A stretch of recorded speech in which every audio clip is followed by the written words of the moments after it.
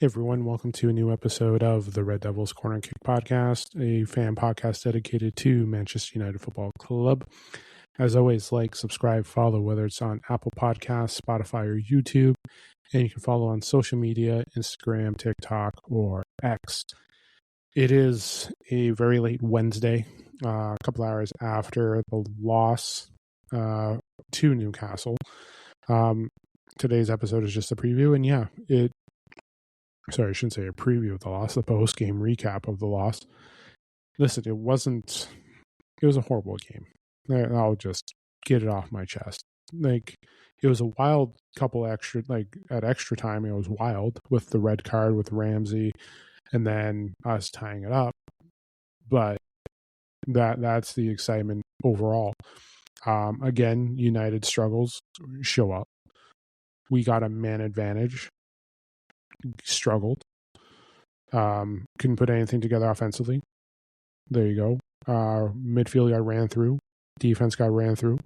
Substitutions. Players that came on didn't play the best. We've seen this before. We saw this last week. We saw this just at Crystal Palace on Sunday. We just saw this at Tottenham where there were struggles as well. We saw this at Everton. We saw it at West Ham. We saw it with Fulham. The issues that we know of are still there. It's the same issues that were all season. It is just for the past few games, we've had some lucky breaks. Yes, they were luck. Getting a red card for a questionable foul, that was there. Today, getting that same questionable foul there. And then West Ham struggles. We couldn't get anything going. And we haven't played well. And the story is, as much as we've had those results, what we were struggling with before Amram, when he left, remember, he was not sacked due to this. He was sacked for, standing up and requesting to be backed. And unfortunately, the ownership and everything is still failing this club, along with Wilcox and Barada on that board, because the egos cannot take a hint. So, going back to the game, United couldn't do anything. United couldn't get anything offensively going. We couldn't do anything, even with the 10 men. Newcastle didn't look like they were down a person. They didn't. I saw this with a glimpse of in the Crystal Palace match too. It's even with their 10 men, they're still moving the ball through us. They still cramped the middle. Everyone looked like they had no steps. They were always one or two steps behind today. Even when Newcastle had 11 and when they dropped down to 10. We looked like the squad that was one or two steps behind. And I know the spin and everything's coming out about the conditioning and how Carrick is giving them more time off and all this stuff and letting them go on vacation. Well, yeah, guess what? This is what happens when you basically just mail it in and say, fuck it, and just be the caretaker. Sorry to say, but there was reason why there was intensity there. There's reason why we had a manager challenging our players to show up and do what needs to be done. What we're seeing now is a reason why Amram was always lashing out. Again, and everyone's going to critique Carrick today. Everyone is. Everyone's going to critique him. Yes, he can take some of the blame. He can take some of the blame for what was going on in the last few games. But you had a man advantage. Where was the tactics and moving the ball, getting things done and pushing, getting the goals? Wasn't there today. Where was the fight? Doesn't exist. It was like this against Crystal Palace. Again, you can say, we controlled everything in the second half against Crystal Palace. Yeah, because they were down a player. And even when they got the ball, they still moved it through us. Our midfield is shit.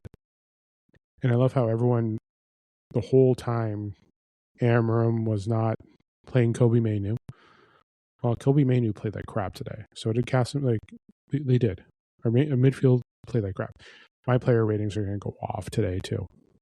This is it's the player ratings that I should have given last week, but it was there today. That's it.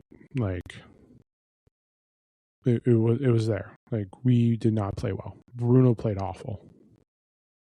I don't care that he got his 14th assist today. I don't care that Casemiro got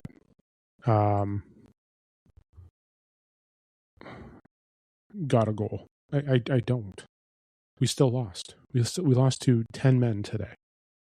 No one's getting a good score today. Nobody. Why should they?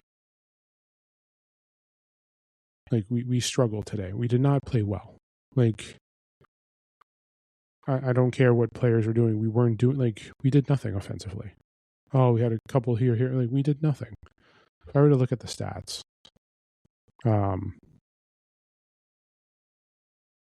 cool. Like, yeah, I don't care about possession. Like, yeah, XG, who cares? But United sucked. They didn't do anything. Yeah, there was nothing spectacular today with what happened. Yes, the minutes and everything with the penalty and then the red card and all that stuff. Cool, we get it. But at the same time, too, great. That was 8 minutes of excitement? Cool. That was it for the game. But United had the advantage. They had opportunities. They weren't feeding our center forward, who was 6'5". They weren't able to hold the ball. They weren't able to control the midfield. There was zero discipline on the pitch. Our backs, our left and right backs, our defense looked like they had no energy. Luke Shaw looks like he was still tired. I don't know why Delot, he didn't stay on the bench, and it was Delot that didn't start. But Delot, when he came on, was awful. Mazraoui is the best out of the three, and he didn't have that best of a game. Tyrell Malacia, stinker when coming on. Ugarte came on, Komi Mainu was there, did not play well. Mbuemo, Cunha had their opportunities, but no one was feeding Sesko today. Nobody. Like, there's nothing there. Today was such a below average performance. It was awful. It was. We were up ahead of 2 people. And go ahead. Now what are people going to say about losing to 10 people when we talked about Amarim losing to 10?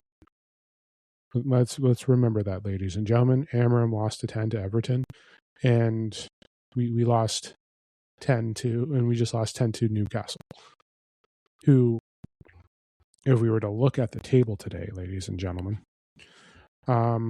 Everton is in the top half, and Newcastle is in the bottom half. So Everton, who has played well, who has kind of been playing well since they beat us, yeah, like, but all the signs were there. All the signs over the last couple wins were there. Remember that. We could have dropped to Fulham. We could have dropped to West Ham. We could have, like, Everton, we were definitely on the way of, like, we had to wait for one certain play to get it done. The style of play doesn't work for this. The style of play fits the players because the players suck. They like, I'm sorry for being that today, but the players, when we got Ten Hag in, everyone was crying for a system. We got Ruben Amorim in, and he even said it was going to take time. But we had players who couldn't adapt, and then everyone wanted a manager to play to the players. Well, you got a manager who's playing to the players, and here we are seeing this. The intensity has dropped off. Their training has dropped off. We've picked up injuries. There's a lack of leadership and commitment, which is still there under Amorim, and under Ten Hag is still there. Players are playing for themselves. They can't continue to put a pass together. We're praising players to be the next big thing, and they're not showing up. We have a leadership core, which all those players should be gone. So, and we need to do a proper rebuild of this. Like, Cunha, Mbuemo, Sesko, fine. I'm okay with him keeping them. Diallo, same. Delot needs to go. Shaw, Maguire, sorry, but they have to go. Casemiro's leaving. Tyrell Malacia should be leaving as well. Ugarte is leaving. I know it sucks about Xerxes because I did like his footwork today for some things, but he'll probably be going. Like, I don't care that Bruno got his 14th assist today. I don't care about the free kick. I don't care about that. It's great. We lost today. We got a lucky break that Villa dropped, but Liverpool and Chelsea won today. We're only up 3 points on them. So there are struggles there. There are. So it's just a matter of, hey, what do we do? How you know what? And yeah, it comes right at a break. And to be fair, no player should be going on vacation for a little break. We're not in the FA Cup because of these players, because of their lack of discipline and their lack of focus. And today it showed. We were seeing that over there. This team always shows up when it's a big six. And this is the end. This is where the manager bounce comes. The question is now is when we go to Aston Villa in about 10 days, what's this squad going to do? Are they going to keep playing like this? Probably. Will they regroup? Probably not. Will they be training during this time off? God, I hope so. But since now there's a change, then the fitness and commitment is there. This is counter-attacking football, and just sit back and try to defend. There's no control. There's no discipline. There's nothing here. This team is struggling. And I said it last game that this was a struggle in the win. And I even said against Everton, there was issues like these aren't good wins. Like they were never good wins. There were wins, but they were never good. They were just, we took advantage of a moment and got it. Everton slipped up. We took that advantage. Boom. But we were never dominating. We were never controlling. We were never putting up shots. Like Ramsdale today put up some saves. But in the end, we weren't really doing much. Offensively, it was just a stalemate. Yeah, you can talk about Anthony Gordon, getting the penalty. Cool, but that was on Bruno, our captain. Yeah, we got it back with a nice free kick. Great. But we still lost to 10 men. We still lost to that. And we're talking now about potentially keeping Bruno for next year just to see what they're doing. I would literally just move on from Bruno. I'm not trying to be negative in like what he has done, but if I'm them, I just capitalize, sell him, take the funds, and try to do a rebuild. It's time to ship out the old guard, and that should involve our captain. That should involve getting rid of Harry Maguire, Luke Shaw, Delo. They all need to go. You need to bring a change in culture, and those players need to go. I'm not criticizing. Like, I know Bruno has the heart, but the discipline isn't there. I love Delo, his heart. He fights, but he's not doing well. This team isn't showing up for what we need to do for Manchester United. And it was there on the previous manager. It was there on the manager after that. But we need to make changes. We do. And yeah, you can pay them more, but that doesn't help. That defeats the purpose of what Ineos and everything's trying to do about fixing the wage bill. You're going to give another 150,000 a week or 100,000 a week to a player because you want to keep him, hopefully make him happy. Great, cool. But that's not going to change anything. That's not going to affect us. We still need midfielders to help with the squad. Honestly, Mbeumo could take over where he is. Mount should be going because he's injured. Like, the holes are still there, ladies and gentlemen. It's just you had a bounce. You had a bounce because you had players who got what they wanted. The player power that we tried to get rid of. Like, we had 2 good games because the intensity that the previous manager was there still was instilled in them. But now it's gone because the players are now happy that they're getting less of a break. Luke Shaw looks like crap and can't make it past half. You can talk about Maguire being our best defender, but great. Today, he was there and lost for 10 men. He didn't even make an attempt to try and deflect or do anything to stop the shot from going off. It basically won them the game. Malacia has barely played, but he got outrun, but because of Mazraoui getting hurt. But we still lost. We did. We still lost. And you can talk about Amram. Oh, Amram lost 1-0 to Everton. Michael Carrick just did it as well. And you're having the spin, the English media, the rumor, the leaks from the ownership just spinning about how great Michael Carrick is doing with the players. Come on. We all see the bullshit. So Player ratings. Sene Lamens, 5.5. Maguire, 5.5. Yoro, 5.5. Shaw, 5. Mazraoui, 5.5. Sesko, 5.5. He just wasn't getting fed. Bruno, I'm giving a 5. I don't care that he got the 4. I don't care that he got his 14th assist. He is also the reason he also gave up the penalty. He's also the captain, and we just lost to 10 men. Casemiro, 5.5. I may have to change. I know what, I'm going to give him a 5. I'm changing that to a 5. Midfield got overrun. I don't care that he drew off with a header and whatever, but we still lost. So 5 for Casemiro. Manu, 5. Emblemo, 5.5. Cunha, 5. Ahmad, when he came on, 5.5. Malacia, 5. He was only on there for 7 minutes and gave up a goal. Delo came on, nothing, 5. Xerxes played okay, 5.5. And Manuel Ugarte, 5. Everyone, they all deserve that. Probably should have given them something similar to last game too with Crystal Palace, but this is what I'm giving. The whole team was just, I don't care, like this person got a shot or whatever, and cool, Ramsdale did make a save because I know I saw Xerxes one shot, but we still lost. There's hands down to Newcastle for being down a person and winning and doing what they're doing, still playing. If it was 11-on-11, we're probably losing it even worse. We're not getting a goal.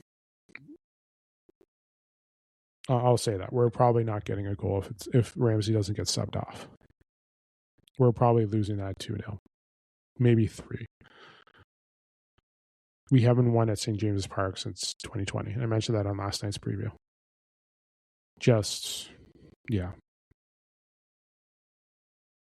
The struggles of what was happening finally caught up to Manchester United. The struggles caught up to them in this match. And here we go. Disciplined finish, consistency was never there. It wasn't like the only thing that was consistent was the results before, but the play wasn't ever consistent. There was nothing. So I'll leave it there for the post game. But it's just a disappointing loss. Everything that we've been experiencing leading up to this was there. The signs were there, and boom, it just showed up. It finally caught up with them and finally we saw, I don't know why they can't show up. They play once a week. Oh, wow. The one time where they had to play a game in a couple of days, the fitness is gone. You guys wanted this fitness from all of you. So again, this is all on the players. It's on the managers. It's on this ownership. This loss is on everyone, but I am going to put it on the players if this is what they wanted, if this is how they wanted it to be. To be fair, and I'm not going to say this, but if this is the downhill, this is how it's going to continue on, then we don't deserve Champions League. I want these ownerships gone. I want these owners gone too. I want all of them gone. I want a proper whatever. But obviously the egos of this board and ownership can't take it because we had a manager call them out on what they were doing. Here we go. We have an ownership that allowed a manager to reduce training, give time off to players when they shouldn't be getting it because they were feeling there was too much pressure. They shouldn't be here. For players that try to understand the Manchester United DNA, and for a manager that says he understands the Manchester DNA, looks like it's all full of shit and crap. I said crack, but crap. It is. It's all bullshit. We all praise him, like I said, I may have done an episode saying that Carrick's going to be the manager, but if you listen to that, why I'm saying he's going to be the manager, I said it because it's going to be the easiest spin for the ownership to do. I'm not saying he's going to get deserved. I'm just saying they're going to spin it that it's just they looked at the other managers. It's just Carrick felt what we were going to do. It's going to be the biggest BS spin ever. It wasn't about the right choices. It was about the spin. They'll just spin it to make it sound like that Carrick is that right pick when he is not. Because they will turn on him. Scholes, basically put out something today too. And Scholes was honest, just like how I am honest. They haven't been playing well the last couple of days. So, yeah, I'm going to leave the episode there. I'll be back. I'll do an episode Friday night. No episode on the weekend. They'll be back next Tuesday. We have the women back. The men are going to be, well, they're all playing next Sunday as we play against Chelsea, or not Chelsea, yeah, Chelsea for the Women's League Cup final, and then the Aston Villa match as well. So, but yeah, I'll talk to you guys on Friday. Enjoy the rest of your night as well. Hopefully we'll see what happens over the next couple of days, what the post reaction is of this fantastic loss of Manchester United, the men's squad. So, but yes, like, subscribe, follow YouTube, Apple Podcasts, Spotify, and social media, Instagram, TikTok, or X. This is the Red Devils Corner Kick Podcast. Glory, glory, Man United.